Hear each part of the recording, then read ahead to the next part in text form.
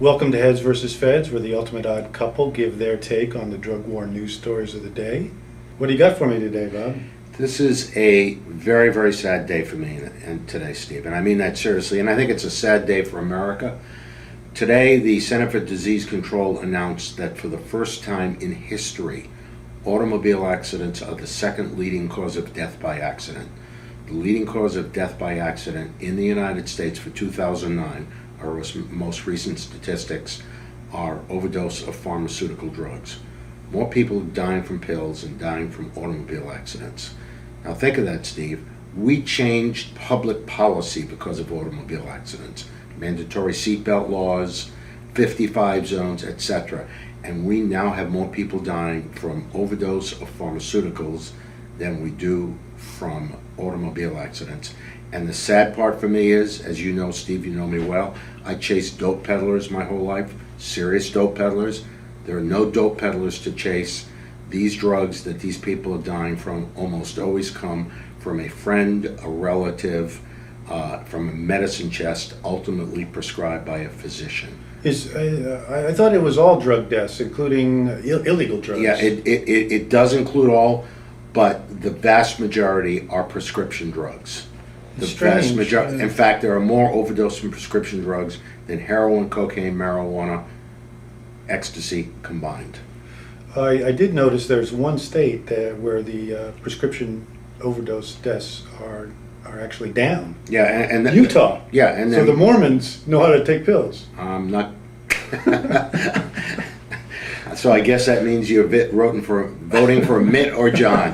Look, I'm sure there are a number of states where they're down and up. The problem is that nationally we're seeing about 300,000 people die from drug overdose this year. And that's up considerably from the past years? Because I'm trying to figure out, is this because No. the roads are safer? Well, the cars are safer? Clearly cars are safer, but here's one number that I think sets it in pace, Steve.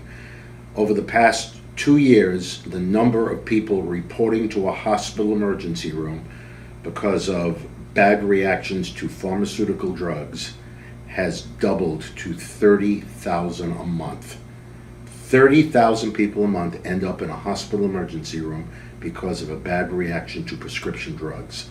That's unacceptable. I'm sure a few of those ate some marijuana brownies and had a panic attack. But one thing we got to point out is it's impossible to overdose and die directly from a marijuana use. So I completely agree with that. That's absolutely true. If you're asking me if marijuana is as dangerous as OxyContin, of course it isn't. You and I both know that. I like to think that neither of us are crazy. Well, as long as we're on the subject of marijuana here, I saw an interesting news item today.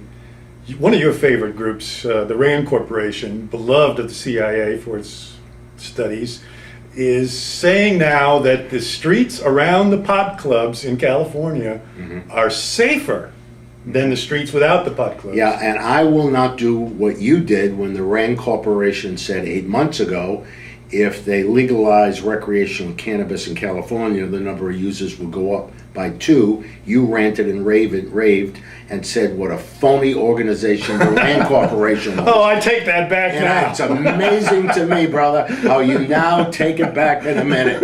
Where you stand on that issue. I love the Rand Corporation. Where you said, I wish you had said that 8 months ago. Look, I think the Rand does excellent work, and I'm not going to knock a piece of work that they did that it doesn't shock me. First of all, I have never tied marijuana use to crime. You know that, Steve, and I know that. So I am not particularly surprised. I think you can carry this bit of logic too far, because if in fact crime goes down tied to opening a medical marijuana dispensary, obviously the answer to the crime problem in Los Angeles is open a medical marijuana dispensary in every single block.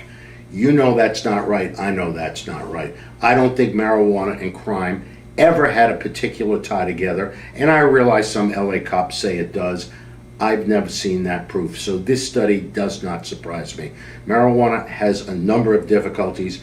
Criminal behavior generally, not all the time, but generally is not one of them.